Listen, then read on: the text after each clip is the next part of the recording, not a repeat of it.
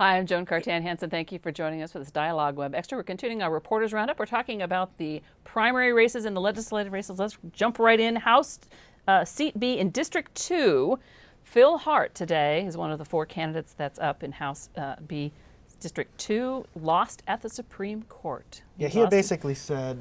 He's been trying not to pay his taxes. I'll simplify it. He says, I shouldn't... The deadlines and the appeals process shouldn't have applied to me when I was in the legislature because the Constitution says sitting legislators are protected from... being detained. The Supreme Court said, and it was Justice Jones, I think, was like, there's absolutely no merit in that. You just had to pay your taxes. Yeah, like your else. constituents, you have to pay your taxes. And meanwhile, the other deadline, the appeals deadline, was in January. You were several months behind that, so it doesn't mean that he doesn't still have a really great chance of winning this. It's a four-way race. There's 4 candidates on the Republican ballot on that: Phil Hart, Ron, a name we know, Wieselmeyer, Ed Morse, and Fred Wiedenhoff. Fritz Wiedenhoff. He's a fireman, and he probably looks good with his shirt off, too.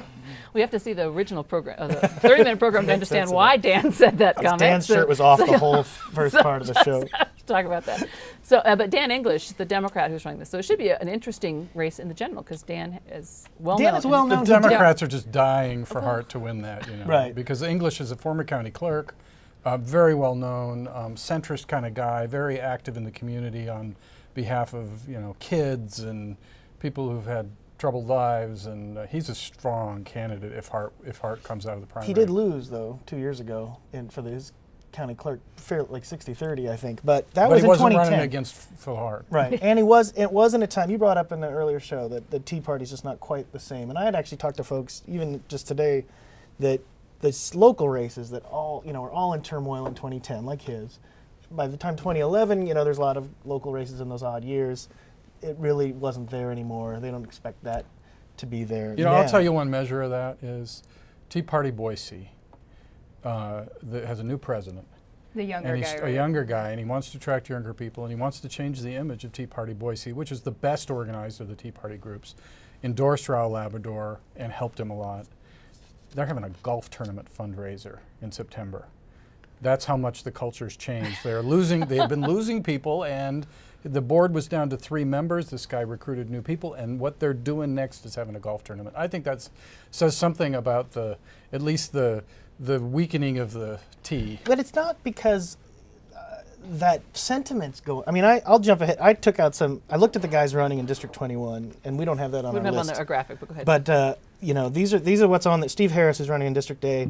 On the main page on his website, quotes Jefferson: "Those who are governed best are governed least." He's running against Parrish Miller: "More freedom, less government." In the other race, in House B, Tom Daley's slogan is "Sovereignty of the people." He's running against Charles Hoffman, who says, "Look, I'll concede if there's a more concerned conservative man or woman for the job, then let it be, but we need to send conservatives." Lori Shoemaker says she's running for her children. She asks, will they be free? Will they be subject to more monitoring, snooping, taxing, and regulations? This is just one district with 2 Republican primaries. That Tea Party sentiment's not gone. Right, but is the organization there that we saw before? No, I covered, Raul Labrador's race, and that's what will be most interesting to me is seeing, what we hear from the Tea Party this time around, because it was so strong then, and like you're saying, they helped out Labrador a lot, and I'm just really interested to see their impact. Okay, let's jump to District 7, back up, heading still up north a bit. Ed Galloway, Shannon McMillan, Rex Ramel, a name we're all familiar with. What do you think is going to happen? Brandon, you want to take a stab at this one? I really have no input. I'm familiar with Rex Ramel, but safe to say, not for good reason. Good reason. Good reason. Well, Rex Ramel's an Eastern Idaho guy, but now he lives up in Koosky. So I'm kind of curious to know if he is a known quantity though up there at this point. Brandon? That was a question. Sorry, what? Rex Ramel's a known quantity up there. He's a force that needs to be considered. He is not somebody I hear a lot about. No. Okay. In passing, maybe every once in a while. Not so much about political matters. Mm-hmm. Okay.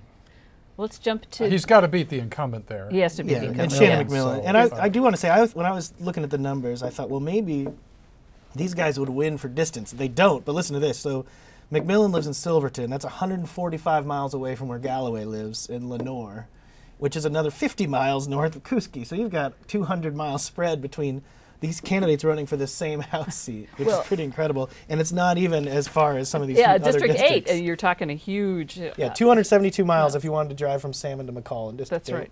And it's a tough drive. A pretty drive, but it's a tough drive. And so District 8, House B, and the Republican, you have 2 Democrats, Victoria Cassetta and Cindy Phelps, and my apologies if I've mispronounced anything. And then in District 8, House B on the Republican side, Lenore Barrett, Merrill Baylor, Kay Levon Dresden, and Kenny Keene, the boxer. The boxer against Lenore Barrett. I put my money on Lenore. Yeah, me too. She packs heat. She's got a Derringer there if she needs it in her purse. You know, Kenny Keene ran for county commission in Gem County and lost a number of years ago. But the votes are on that side of the district. Yeah. And so you really got to, I mean, Lenore is a legend. And whether that she's able to translate that and get it over on the west side of the district, I mean, I sure would not underestimate her, but her incumbent advantage is significantly decreased from a normal race. Yeah, but in terms of she's on Treasure Valley media and television you're right, and newspaper. You're right. So Gem County, she's so quotable. She's so active on so many issues that you.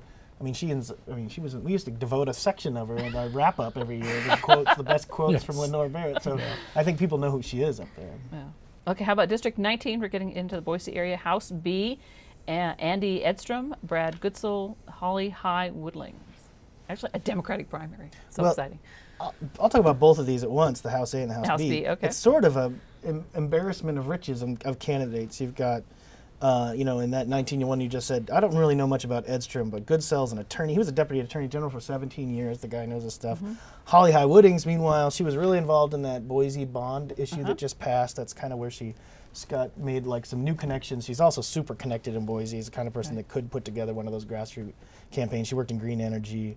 In the House A, Matt Erpelding, I'm not 100% sure how to say his name. He's like an adventure guide. He teaches the college classes on how to use that in teaching. Dallas Gudgel, we've known for years because he used to be a lobbyist, environmental lobbyist. Now he's a special ed teacher. And Troy Rohn is a biology professor at Boise State. I mean, a fairly, as a whole, I've had, I live in that district and I had folks from at least two of those House A candidates came by my house the very first weekend after the thing, and it's been pretty. Well, it's the Democrats' version of 21 you were talking about earlier. Exactly. I mean, it's a place where Democratic nominee is almost assured of winning in November, and so you draw out good candidates who are working hard at it.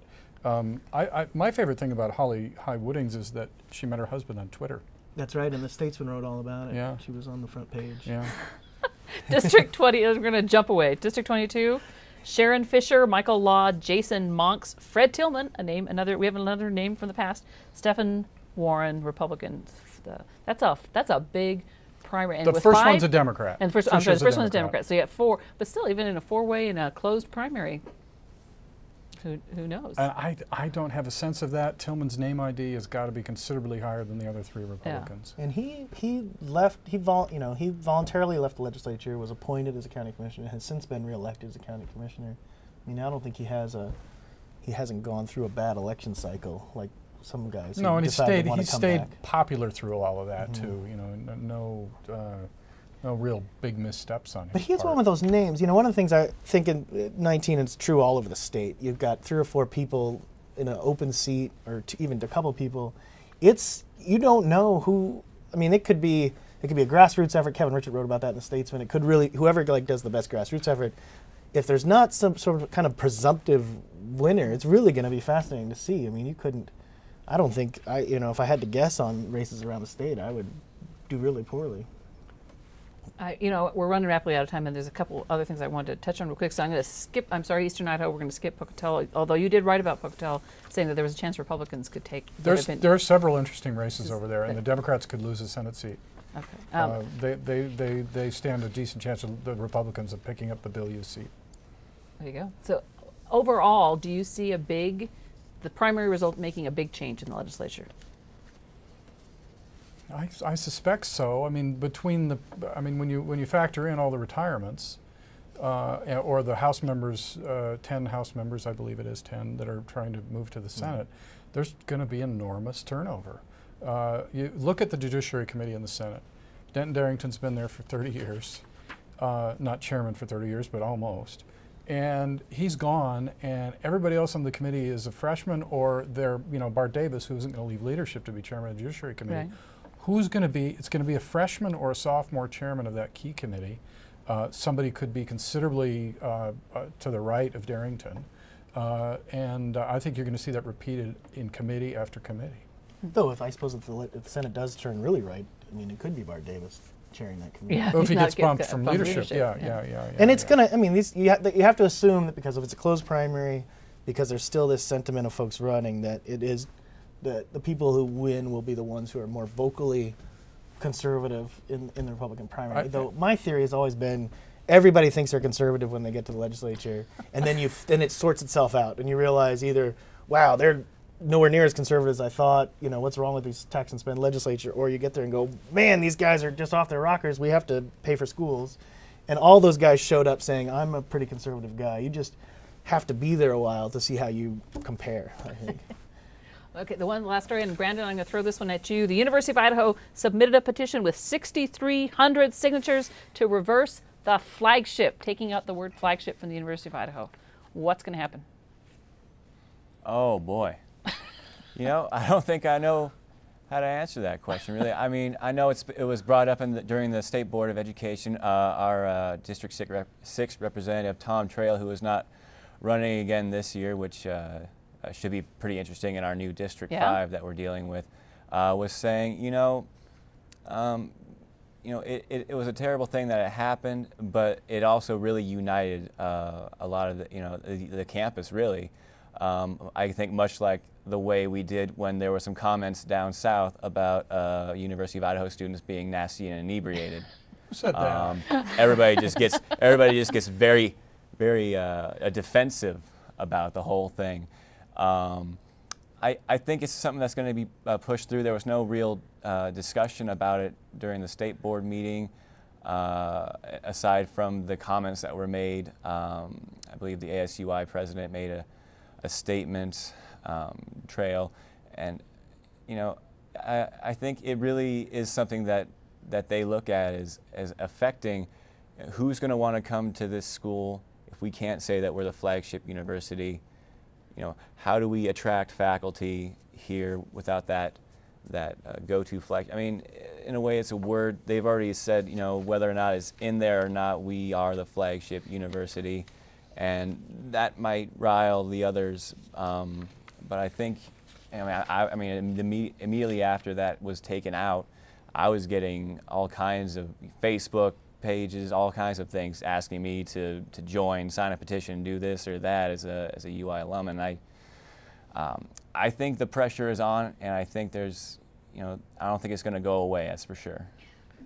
But at the same time, the State Board of Education has given no indication that they are even thinking about reconsidering it. Taking away a flagship from the University of Idaho. Right. They saw, the universities put up their proposed new mission statements, and they saw the word flagship, which the University of Idaho has long used to refer to itself, but it never went into the mission statement until last year.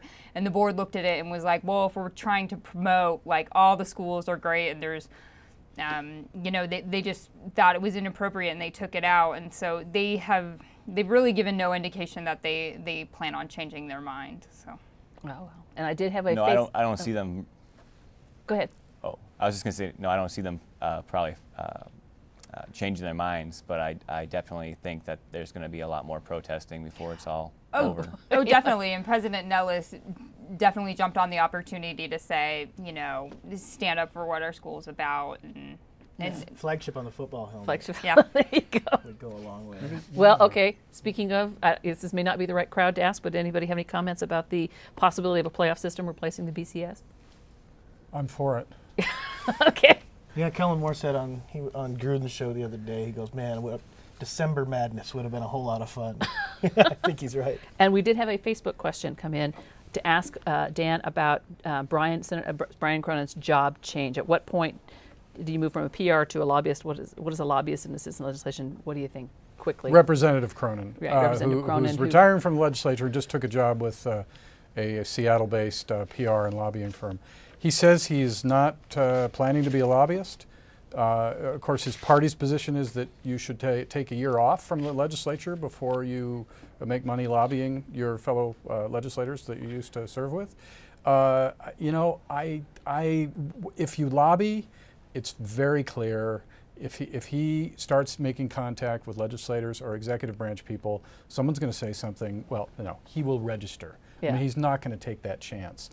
There's no prohibition from him registering, except that it's a little embarrassing because his party has said you shouldn't do that. We want to reform, but at the same time, I mean, you know, you don't unilaterally disarm, and so you know, Democrats who favor, say, public financing of campaigns don't say, well, I'm not going to take any campaign funds. So I mean, I think he can do it if that's what he decides to do. But he says, and his bosses say that that's not his skill set.